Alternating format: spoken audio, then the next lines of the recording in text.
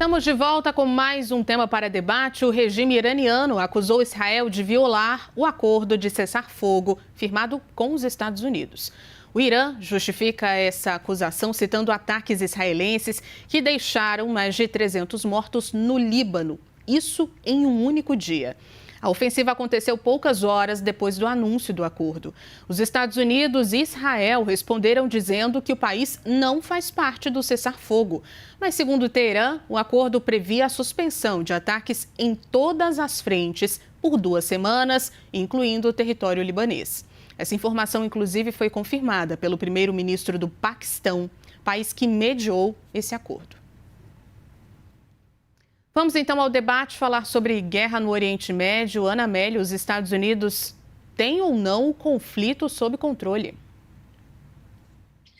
Olha, Juliana, é tão difícil falar sobre essa possibilidade que talvez nem o próprio presidente dos Estados Unidos, Donald Trump, tenha essa certeza, porque ele fez uma declaração de que iria destruir toda a civilização iraniana e não conseguiu avançar o sinal, teve que recuar, porque o Irã acabou cedendo mais 2 semanas de prazo para esse processo.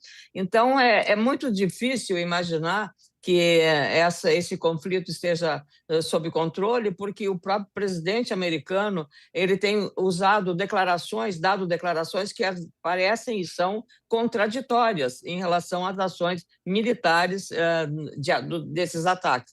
Então, aí é um complexo tão grande, tão acentuado, e com consequências tão graves sobre todo o mundo, agora incluindo essa questão do Líbano, que a questão é o Hezbollah envolvido, que é o grupo terrorista que é abrigado no Líbano, e que, claro, Israel está atacando. Mas são os 2 aliados que estão na linha de frente desse conflito, Estados Unidos e Israel. Então, é uma situação que a gente, de longe, e sobretudo não tendo especialidade em defesa e também na área militar, de conflitos dessa natureza, para fazer uma avaliação. O certo é que as posições somadas pelo presidente norte-americano estão gerando muitas dúvidas exatamente sobre a capacidade, talvez a falta de informações sobre a reação que teve o Irã em relação ao conflito e à guerra, é a disposição das lideranças do país, mesmo renovadas, em relação a não se entregar facilmente. E a questão que está em jogo, sobretudo, é o Estreito de Hormuz. E aí é que está o nó da questão a ser desatado. Mas esse é muito difícil, porque mesmo que agora outras nações aí da OTAN venham se manifestar a favor de abrir o estreito para a passagem dos petroleiros, porque está gerando um problema internacional e global de desabastecimento de petróleo em tudo, não apenas do combustível, mas também de matérias-primas que são derivadas são petroquímicas ou derivadas do petróleo. Então, é uma situação realmente complexa, Juliana, para você, de longe, estar avaliando. O que a gente avalia é que é uma guerra que não é brasileira, nós não estamos nada com isso, já está com reflexos muito graves sobre toda a economia do país. A inflação está subindo porque nós temos uma logística que é sustentada por um modal rodoviário, então o produto que sai de um lugar para outro, para ir para o mercado, vai chegar mais caro, e o preço é repassado porque o combustível ficou mais alto. As medidas tomadas pelo governo para atenuar isso com subsídios, elas não podem responder por todo o alcance que tem esse reajuste. E aí a inflação já está mostrando sinais e o governo está vendo os riscos que isso acontece na hora de uma decisão importante, que é a eleição deste ano. E o eleitor,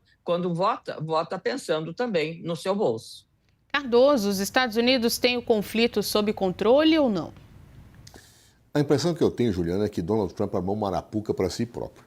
Ele achava que ia ser um passeio, talvez afirma-se que ele teria sido convencido por Benjamin Netanyahu que seria tudo tranquilo, que tinham como matar os principais dirigentes do Irã e que isso colocaria o regime que passava por um momento de impopularidade numa situação muito difícil, que tudo se resolveria em pouco espaço de tempo.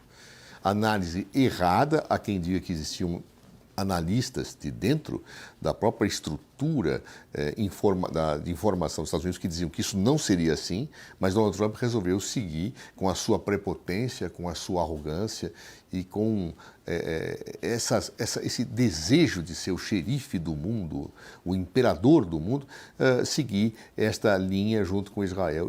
E o resultado foi absolutamente desastroso.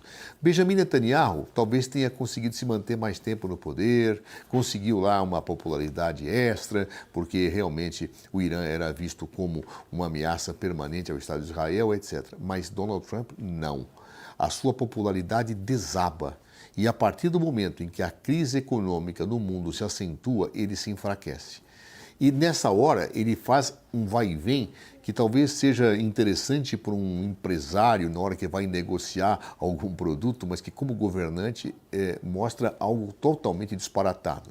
Ele diz que naquela noite iria destruir a civilização mais antiga da humanidade, ou uma civilização marcada milenar, dando a entender que soltaria uma bomba atômica no Irã. Essa, no fundo, parecia ser a metalinguagem, algo que deixou todo mundo perplexo com aquele tipo de situação, e no dia seguinte ele recua, aí depois ele fala de um cessar-fogo, diz que está tudo resolvido, cessar-fogo, e Israel não cessa o fogo. Então, além de ser uma arapuca, ele não sabe como sair dessa teia que ele próprio armou para si, a verdade é que ele está se desmoralizando.